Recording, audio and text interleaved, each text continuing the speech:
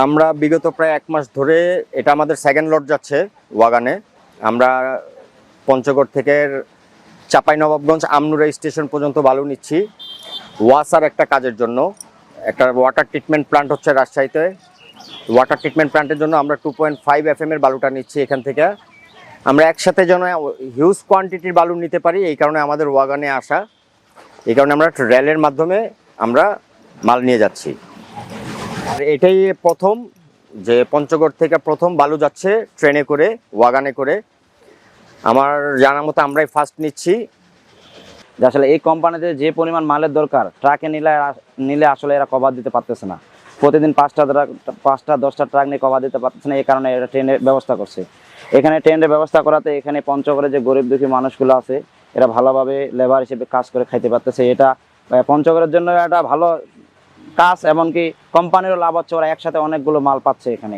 আমরা এই ট্রেনে ট্রাকে মাল নিতাম মূলত আগে এই কোম্পানি হিউজ পরিমাণ মাল লাগে, বিদায় আমার ট্রাকের বেশি পরিমাণ লাগতেছে।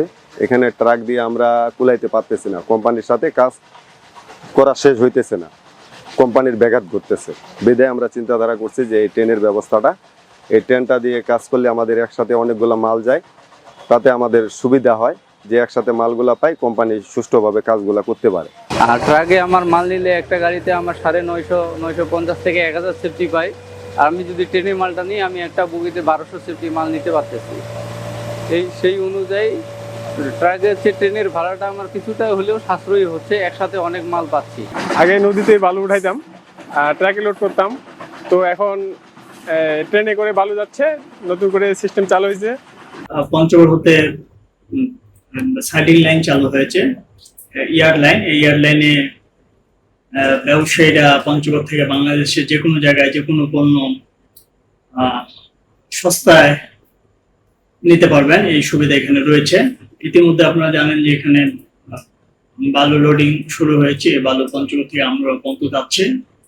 এবং আমাদের নতুন যমুনা সেতু হওয়ার কারণে রেলে নতুন দিগন্তের সৃষ্টি হয়ে আমরা এই আশাবাদ ব্যক্ত করছি। আশা করা যায় অন্যান্য যারা ব্যবসায়ী আছেন তারা মালামাল পরিবহনের প্রধান মাধ্যম হিসেবে বাংলাদেশ রেলওয়েকে বেছে নেবেন, এবং এতে বাংলাদেশ রেলওয়ে আর্নিং পূর্বের তুলনায় রাজস্ব অনেক বেশি বৃদ্ধি পাবে বলে আমি মনে করি।